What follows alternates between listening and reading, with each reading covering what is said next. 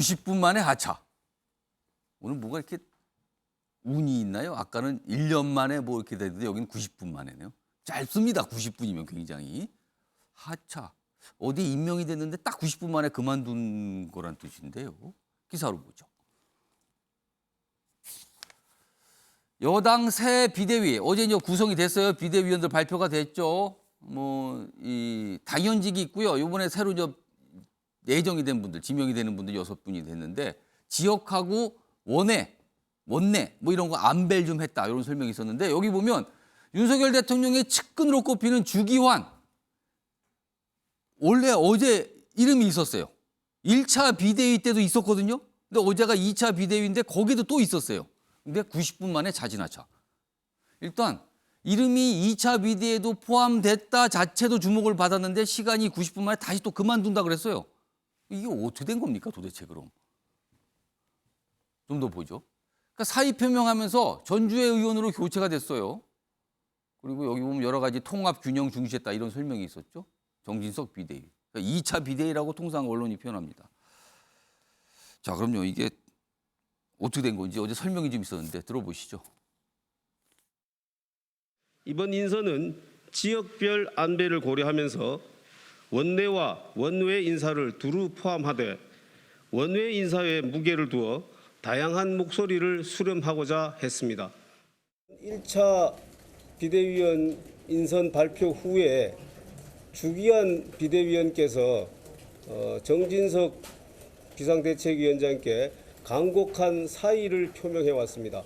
그 전에 사전 협의 절차가 있었던 거 아니에요? 당연히 있었죠. 예, 있었는데 발표 후에 그렇게 다시 또 뜻을 전해 온 것으로 알고 있습니다. 최초의 호남 목세 비대위원으로는 우리 당의 이용호 의원께 부탁을 드렸는데 이용호 의원께서 고사를 하시는 바람에 그래서 주기환 전 비대위원으로 그 호남 몫을 배정했던 것입니다.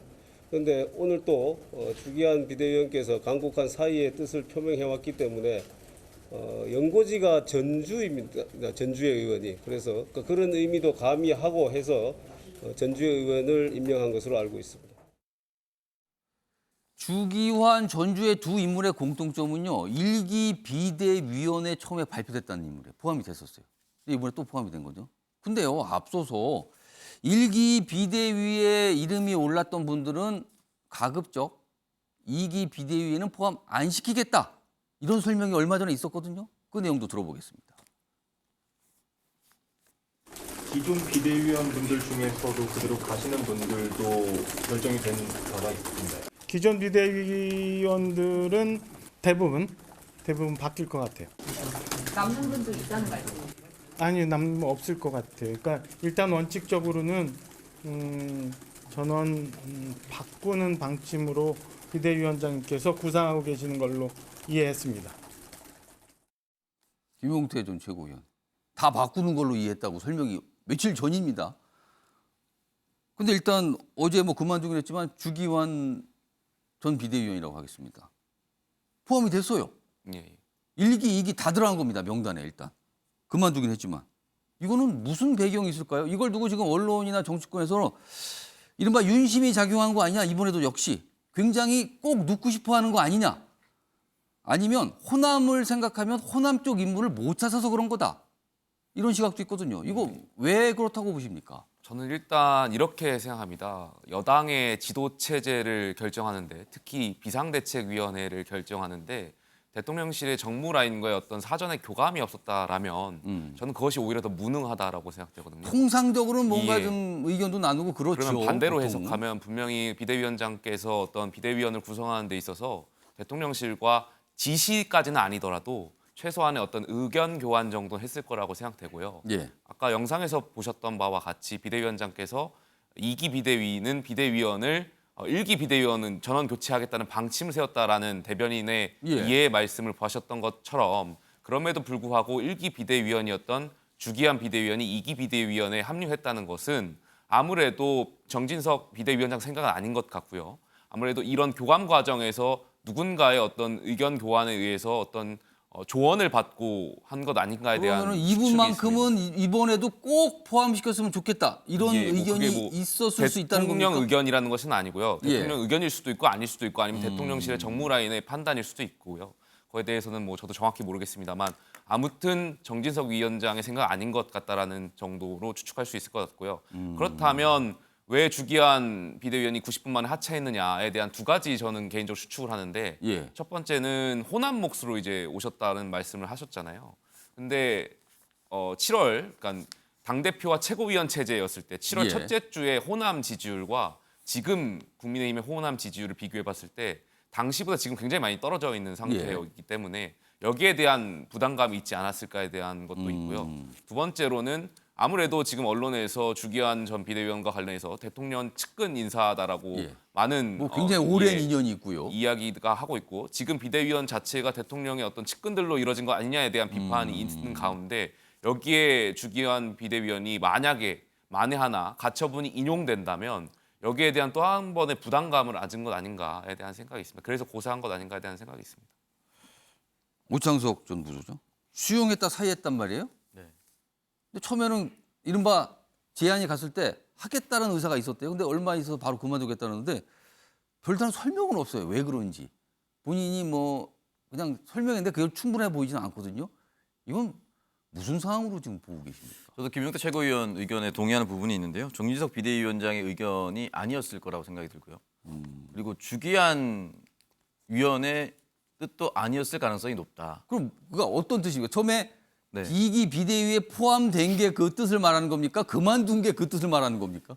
그만둔 게 아마 그 뜻이 아니었지 않을까라는 생각이 드는데 왜냐하면 정진석 비대위원장이 짧게 이야기를 남긴 게 지금 광주에서 할 일이 많고 왔다 갔다 하기 뭐하다며 그만둔다라고 이제 이야기를 밝혔거든요. 근데 비대위원 임명을 지명을 받았을 때는 왔다 갔다 하기 뭐하는지 모르고 받았다고 생각이 그렇죠. 들지는 그거는 않죠. 잘 설명이 안 돼요. 그거 가지고. 그럼 일기도 안 받았어야 돼요. 그렇죠. 그러니까 안 맞는 거예요. 그러면은 굳이 따지면 저는 두 가지라고 생각이 드는데 어떠한 개인의 비위의 문제가 터져서 빠르게 사퇴할 수밖에 없었거나 그 사이에요? 그 짧은 기간 사이에? 그러니까 그 짧은 기간 사이에 누군가가 이제 얘기를 했거나 그러니까 이게 굉장히 가능성이 낮죠. 예. 두 번째는 뭐냐면 용산의 교감이 전주의 의원이 뭐 지역 연구가 전주다 이렇게 얘기했는데 이건 사실 말도 안 되는 얘기입니다. 나중에 지금 전주의 의원 비례대표 의원이거든요. 예. 나중에 전주에 출마할까요? 가능성이 매우 낮아요. 연고는 핑계에 불과하고 오히려 저는 비대위 체제에 생사가 달려 있는 가처분과 관련해서 예. 판사 출신인 전주의 의원을 비대위에 포함시켜서 실시간 대응책을 함께 마련하라고 어떤 용산이나 또는 또 다른 곳에서의 지시가 있지 않고서는 예. 이렇게 90분 만에 갑자기 갑자기 틀 바뀌는 수 거. 있는 이유는 전 없다라고 생각이 그럼 듭니다. 처음부터 전주의 의원을 포함을 시키면 되는 거 아니었습니까? 그렇게 하는 게 가장 베스트였을 예. 것인데 그게 안 된 이유는 분명히 누군가가 있었고 정진석 비대위원장보다 더 큰 힘이 있었기 때문에 저는 90분 만에 바꿀 수밖에 없었다고 생각이 듭니다. 뭔가 깔끔하지 않아요? 시작부터 지금 이렇게 해놓고 또 바뀌고 뭐 시간도 짧은 사이에 막 이렇게 혼선처럼 비춰졌거든요. 그러니까 국민의힘으로서는 야심차게 새로운 비대위 꾸렸습니다라고 쫙 소개를 했는데 정작 언론이 주목한 거는 왜 바뀌었어요? 90분 만에요. 이걸로 갑니다 지금. 결국 다 이렇게 기사가 나갑니다 지금. 이런 가운데요 다음 기사가 있습니다. 뭐 9월이 굉장히 중요하다. 국민의힘 당의 운명에. 여당과 이준석 운명의 9월. 28일 비대위 가처분 심리. 이 앞서서 오늘은요.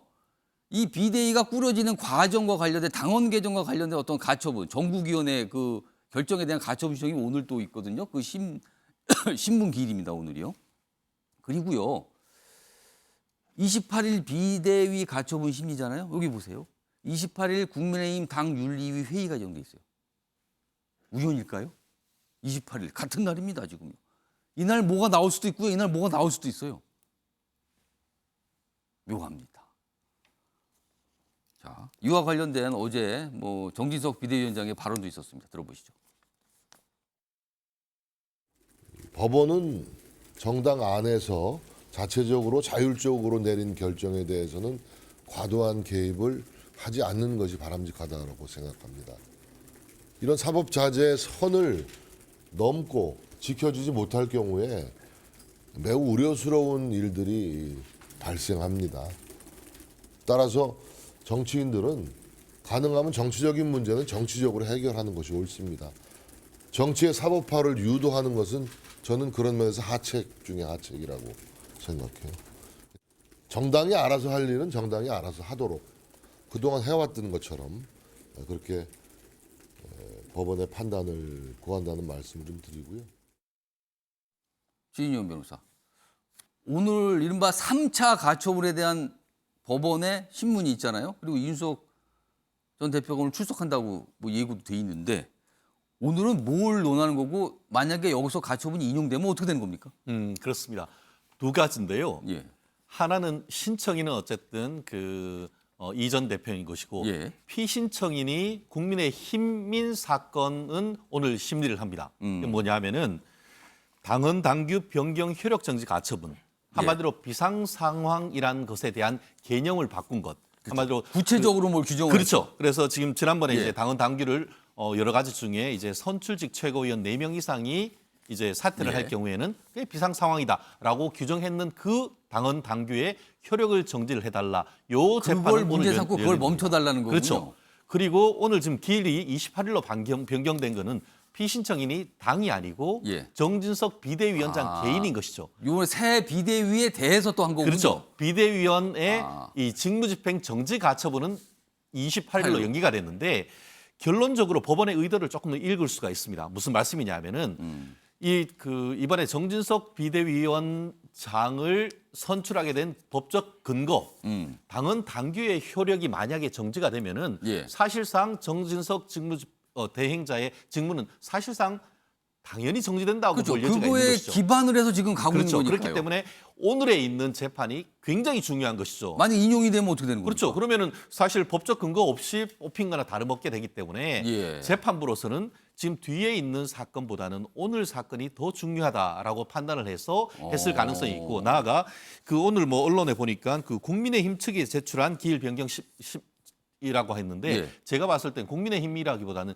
정진석 비대위원장이 지금 굉장히 바쁘지 않습니까? 그렇기 때문에 지금 준비할 시간이 좀 부족하니까 예. 조금 더 뒤로 미뤄달라라는 요청을 하면서 그게 28일로 미뤄진 그렇죠. 거죠. 근데 보통은 그렇게 기일 변경 요청할 때 변호사들이 한 2-3개 정도 이날이 됩니다라고 했는 그중에 재판부가 선택을 하는데 공교롭게도 그 9월 28일이 예. 지금 재판이 열리는 날이 이 국민의힘 윤리위원회의 전체 회의가 있는 날이기도 해서 여러 가지 정치적 의도를 낳습니다만 그 두 가지가 9월 20일로 겹친 것은 제가 봤을 때 우연으로 정해진 것이지 그것이 일부러 이제 9월 28일로 변경해서 예. 뭐 예컨대 이제 국민의힘에서 이준석 전 대표에 예. 대한 출당이라든가 이런 걸 징계하기 위한 것으로서 의도적으로 그렇게 변경했다고 보기는 조금 어려운 점은 있는 것 같습니다. 그러니까 오늘 일단 법원이 뭔가 판단을 해요. 그러면은 지금 비대위가 꾸려졌는데 그 비대위가 꾸려지는 근거에 대해서 또 흔들릴 수가 있어요. 인용교체 나오면. 그리고 28일 날 또 한 번의 법원의 결정이 있고요. 같은 날 국민의힘 당윤리위원회에서 이준석 전 대표에 대한 추가 징계를 논의합니다. 징계가 나올 수도 있다는 거예요. 이게 어떻게 되는 겁니까? 그럼 당이 이게. 가처분 대 징계. 대결입니까? 이렇게 비춰지고 있습니다.